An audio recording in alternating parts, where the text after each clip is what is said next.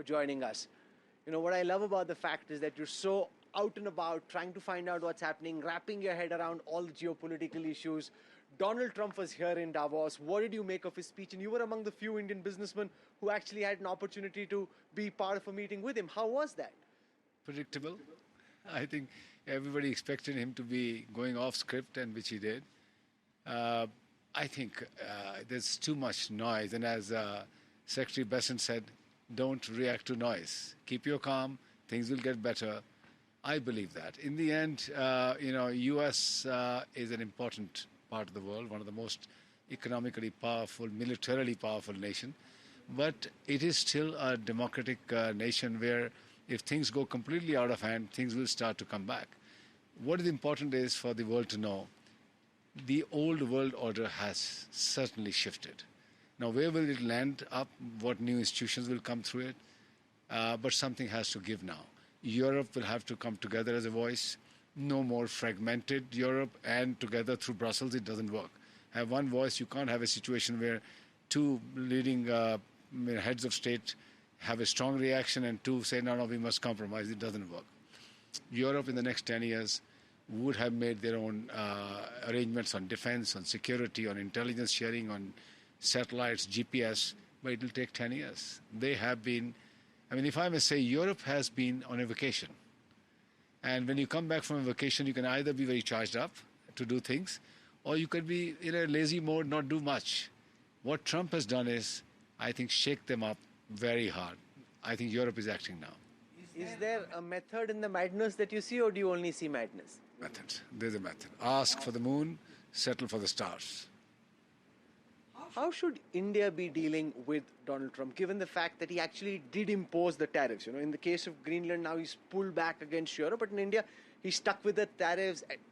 Kabhi-kabhi bolta rehta, aur badha dunga, and he's giving all kinds of threats. What's your sense as a corporate leader how the country should be dealing with Donald Trump? I would say India has dealt well, although I know there's a lot of people who criticize India could have done this, India could have done that. You know, as I mentioned, I'm in the world of business, but I am also a student of geopolitics.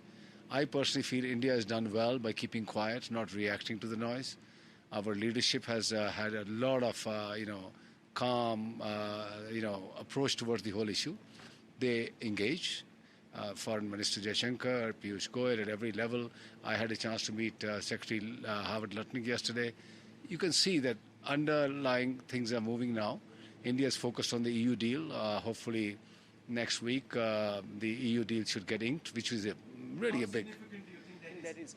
Ursula von der Leyen called this the mother of all deals.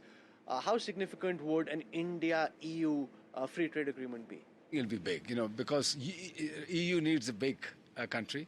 China is not the natural choice. US is in a difficult situation. India, with 1.5 billion people, becomes a continent for Europe to have access to. And equally, over $25 trillion economy that EU jointly is meaningful for India. I would say this will be a good cushion for India and also gives it strength to negotiate with the US better.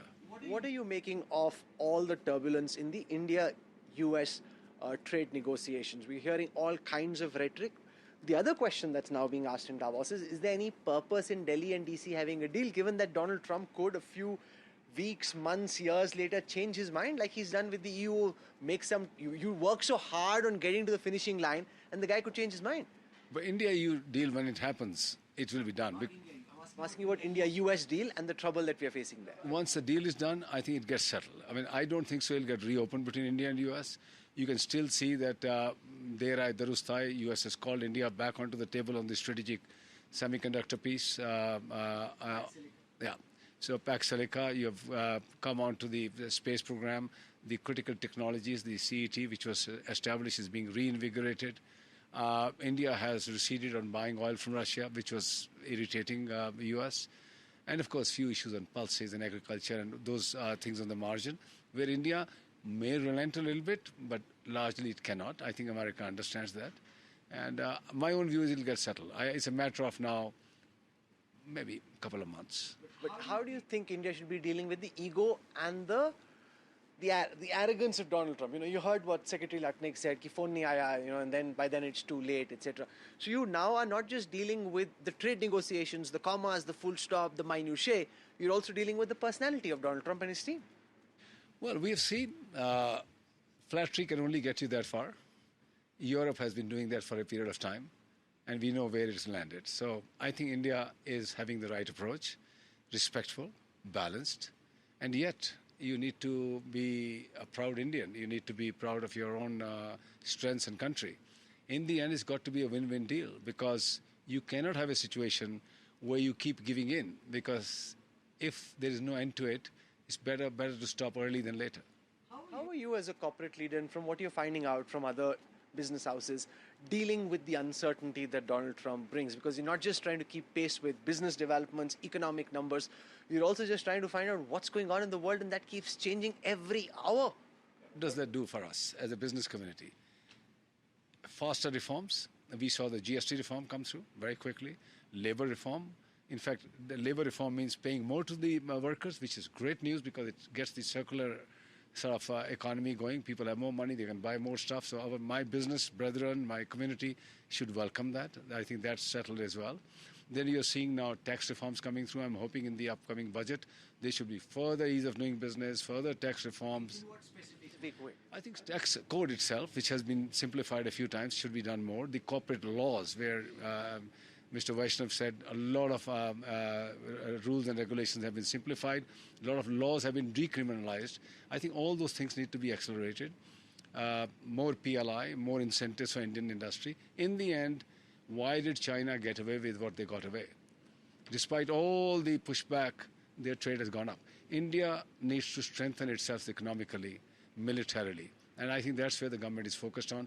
I remain very confident that in every crisis, you have opportunities. India and Indian leadership is seeing an opportunity in this world-wide chaos that we are seeing.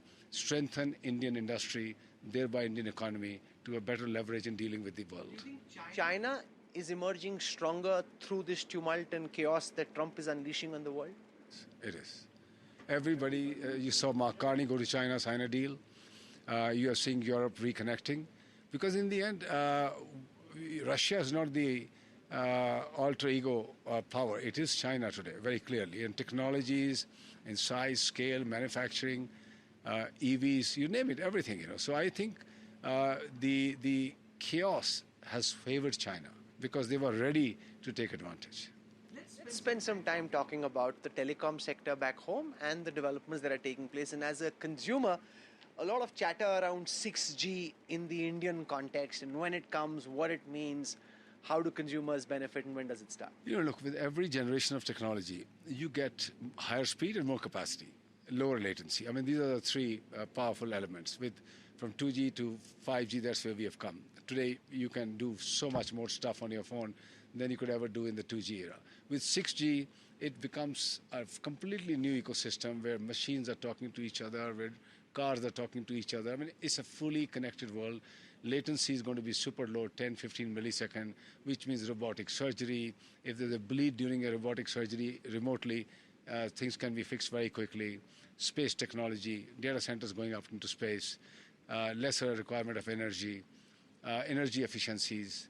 And then you strap on top of that AI, and you know how things are going to play out. Robotics, millions of robots working all over the world, connected onto the 6G network. So 6G standard is going to produce lower latency, significantly higher speeds, and more capacity. And above all, very precise slicing of network. If you are doing something which is very critical, your service quality will be very different individually for that particular connection than the millions of the rest of the users who are doing YouTube or something else. How are you looking at your rollout and build-up plans? Well, 5G is still on the rollout phase. I think there's 2 more years of 5G saturation. 4G saturation is almost done now, which is very good. 6G is about 3 to 4 years away from first trials, and give it another 2-3 years after that. In our case, we are consumers of technology. We don't produce ourselves, but we are deeply attached to what's going on in the world. I was the chairman of GSMA, now Gopal, vice chairman of the GSMA CEO. We're connected to the world, tracking the technology trends, we will always bring technology in line with the rest of the world for our customers. In the context of what happened in the aviation sector, there were lots of concerns raised by government and by citizens about duopolies. Now, a lot of effort has been made to prop up additional players in the telecom sector, but it's really essentially just the two big boys. How do you see that, and what do you think, not just from your own corporate lens, but if you zoom out also, what do you think should be done with a sector like the telecom sector so we don't end up in a duopolistic situation? Look, I think one thing which was recognized by the political leadership is India's infrastructure, hard infrastructure, will take a long time.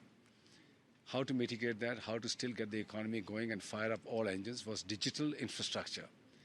And that, I would say, has been tremendously done. The launch of 5G, the speed at which the government moved in giving us the spectrum, and more importantly, the danda that was on us, rollout. I think it's been the fastest rollout, despite the fact there's not much revenue. We fulfilled the task for India, knowing that this is required. And it's been the fastest rollout anywhere in the world. Fiber optic cables have been laid out, submarine cables have been put up, more space capacity has been created. But all this needs energy. Thankfully, India was also focused on renewable energy, other forms of energy. Energy is not a problem here in India today. Both these combined with a drop-in of the digital stack created the wonderful ecosystem of digital infrastructure. And now you can keep building roads and ports and airports which are carrying on. So I think that part has been very, very well done. And this industry requires a ton of capital to invest. You can't have 10 operators, each fighting for the piece. But you also can't have a monopoly. So the government is right in the wisdom to have 3 private players plus BSNL. But every player has to fight for a space and place. Vodafone Idea, which was the largest operator after the merger, has become a shadow of themselves. Government has given them a supporting hand. Let's see how far they can go. Do you see any hope for them? You always have to have hope. They have pockets of strengths, but they are behind by several years and several $1 billion, tens of thousands of crores needs to be invested in where us and Jio have taken the lead. So it'll really depend on the management. I mean, you'll have to ask them. Government has done the job. I think it's now for the company. From the perspective of the consumer, there's so much chatter of how satellite connectivity is impacting war zones, areas where normal internet and mobile connectivity is not available. We know Elon Musk is coming in as well. That's a new frontier that you're gearing up for in the Indian and global context. Tell us where we're at there. Well, India is going to be complementary. At $3, no satellite can make any sense of competition.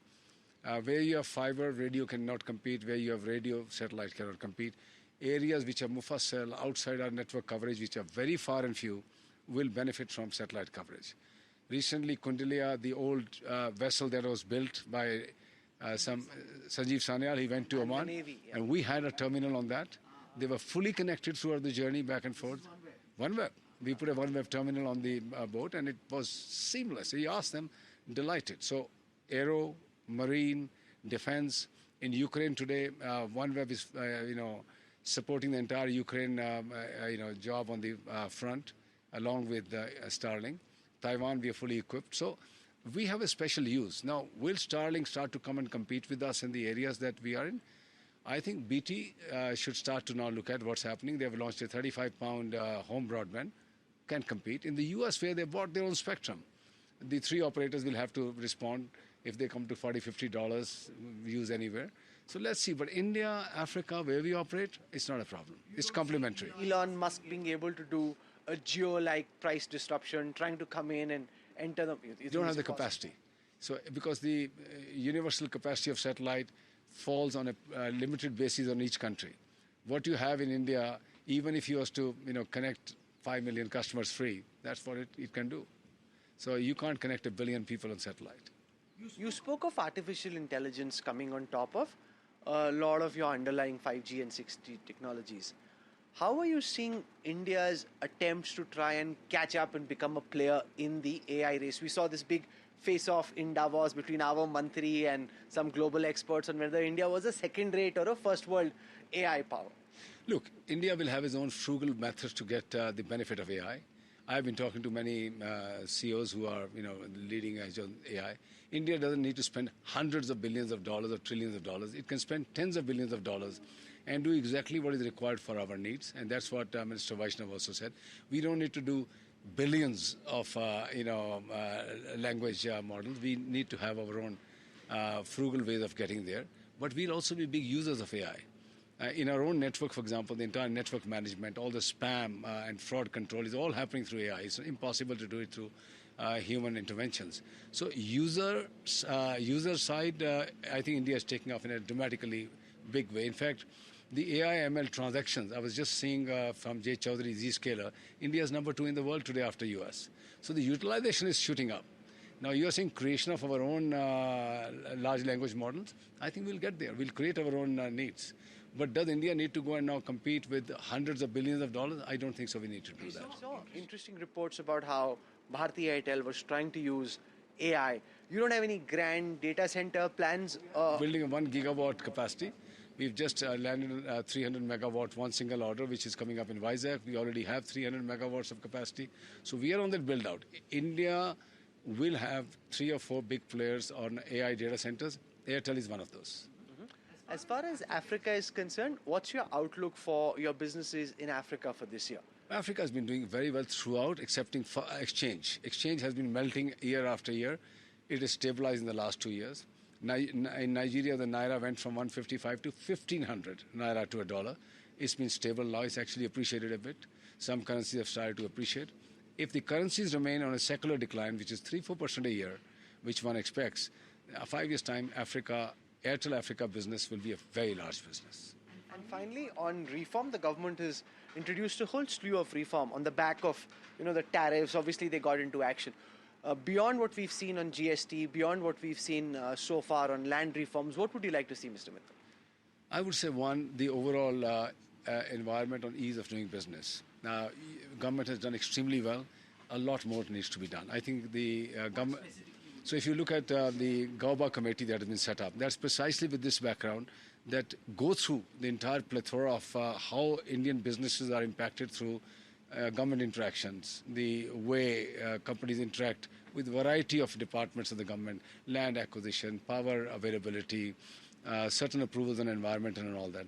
I think all these need to be, and we as CII, FICCI, other chambers, industry, need to go and make a presentation. There are many areas where we need to see reform. One area which is outside the business control is if somehow we can get unanimity amongst political parties to have one nation, one election. You're a big champion of this one nation, one election. Tell you, आपको तो election में मजा आता है? नहीं, आपको अगर 5 साल में एक ही बार मेरा तो प्रॉब्लम हो जाएगी. बहुत बड़ी प्रॉब्लम है. But not for that. I'm telling you, for the sake of nation, that really disrupts a lot of things. Decision making, large projects get stalled. You can not imagine how much energy is wasted. In April, there are a few more elections. I mean, every few months, you can't be in an election mode. We need all of us, the government and the citizens and private sector, to be focused on building a country.